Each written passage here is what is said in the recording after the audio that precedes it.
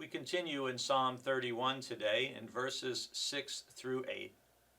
You hate those who pay regard to worthless idols, but I trust in the Lord.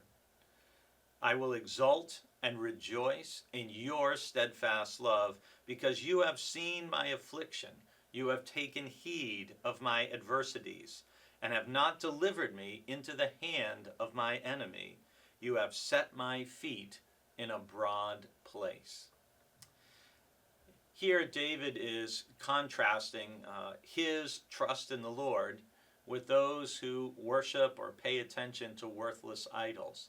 And an idol is not just something made with hands, as we read about elsewhere in the Bible. We know that one of the Ten Commandments is, not to have any idols before God. And we read in the prophets about how the idols are just things made with human hands, made with wood, overlaid with gold, but there's no breath in them, nor do they speak.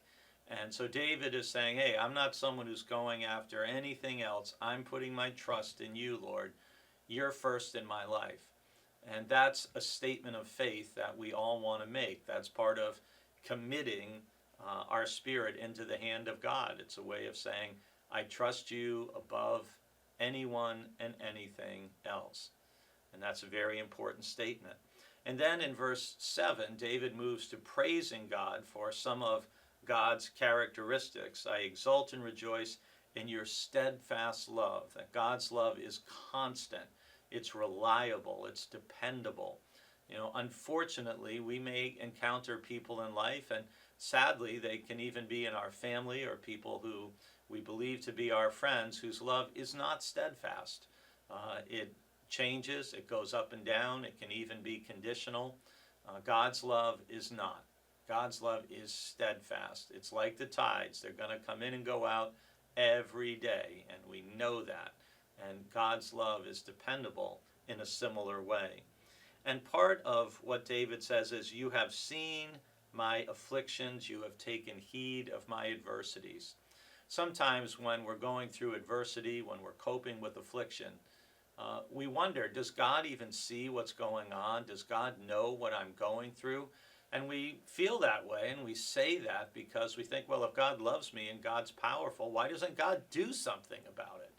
And it's very frustrating when we're coping with especially chronic situations, and those often are chronic physical conditions, and we just feel like we've cried out to God in prayer for weeks or months or even years, and just haven't seen a response. And it may not be much comfort to say, well, when we feel that way, we're in a similar place as the Apostle Paul, who had a thorn in his flesh, whatever that physical ailment was, that he prayed and prayed for God to take away, and God didn't.